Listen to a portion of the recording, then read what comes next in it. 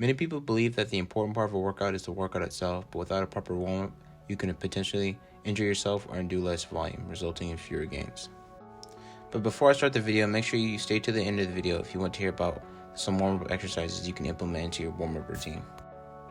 So let's first talk about the different components of warming up that you need to follow.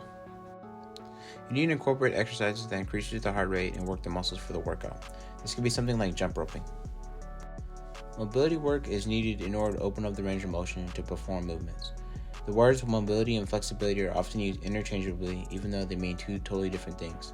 Mobility is defined as using the range of motion you already have in a particular movement, while flexibility is increasing the range of motion using specific exercises. When warming up the muscles, it's important to stretch them out correctly. Dynamic stretching exercises require you to move while stretching your body versus static stretching movements, which are exercises that are stationary in order to stretch out a specific muscle. The duration of the stretching exercise is also an important factor to consider. When performing dynamic stretches, you need to make sure that the exercises are between 15 to 20 seconds. Longer than this can result in decreased performance in the gym due to the decreased ability of the neurological and muscular components of your body to work properly. Now, I'm not saying static stretching is a bad thing, because if done correctly, it can increase the length of your muscles, resulting in better flexibility.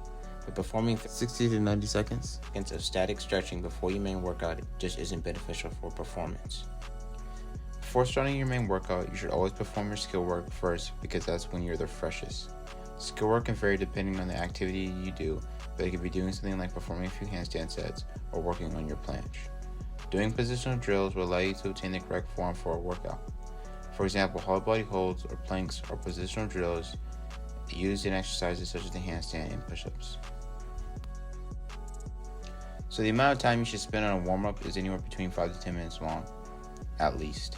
If you find that it's not enough, you can divide your age by 4 and add those minutes. For example, if you're 28 years old, you can divide your age by 4, resulting in an additional 7 minutes of warming up. For someone who typically doesn't warm up before exercising, here are the pros and cons of warming up. It allows for blood flow to pump from the heart, carrying oxygen to reach the muscles, maximizing the muscle's ability to execute an exercise during a workout. There's also less chance of injury when you warm up, because the muscles are warm and prepared to exercise. The third pro would be that it allows you to get into a routine of prepping the body for a workout. So there really aren't any cons to warming up besides time. You should spend between 5 to 10 minutes on warming up before exercising. For some of you with busy lives, that may seem like a lot, but it's worth the effort. Here's some dynamic warm-up movements that you can do before your workout. So the first one's going to be the cat-cow pose. The cat-cow pose is a great exercise to add in order to stretch out the spine. You're going to want to first retract the scapula like you would in a scapula push-up, and then squeeze your abdomen, creating a C-shape with your stomach. The next one's going to be the shoulder dislocation drill. You can take a band or a long thin rod and start from the front of your body, rotating the rod to the posterior side of the body.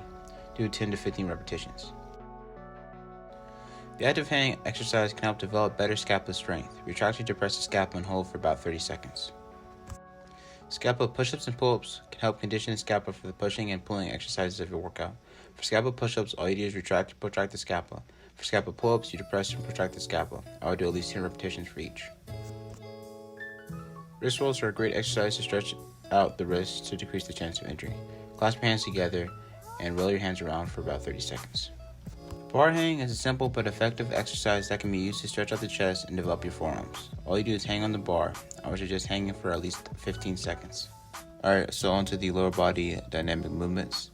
The D squat allows for the bites to open up the hips and stretch out the tibia to move forward freely.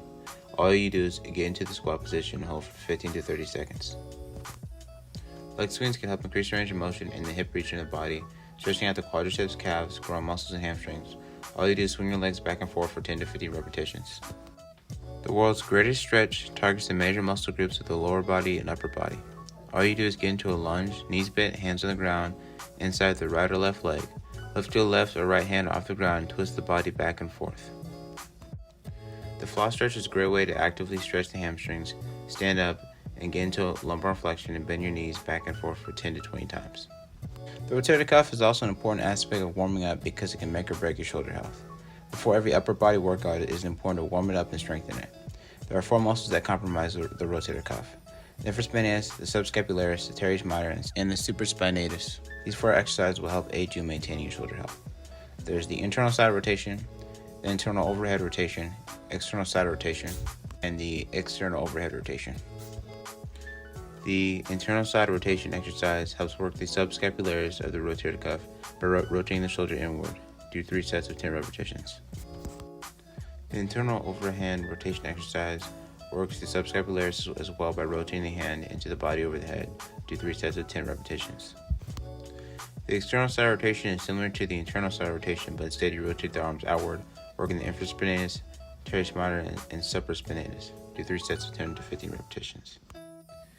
The external overhead rotation has you rotating your arms inward, hitting the infraspinatus, teres minor, supraspinatus. Do 3 sets of 10 to 15 repetitions. You can do these movements with a band or a cable crush machine. The key components of a warm-up are blood flow, mobility, skill training, and positional drills. Make sure you add in exercises that hit the muscles you plan on working at a lower intensity. If you don't like the exercises I chose for this warm-up routine, don't use them. There are many other exercises that you can choose for your warm-up depending on your goals, so don't think that these are the only ones that you should do. If you enjoyed this video, share it with a friend who enjoyed just as much as you. And remember, whatever you do, don't hurt your gains.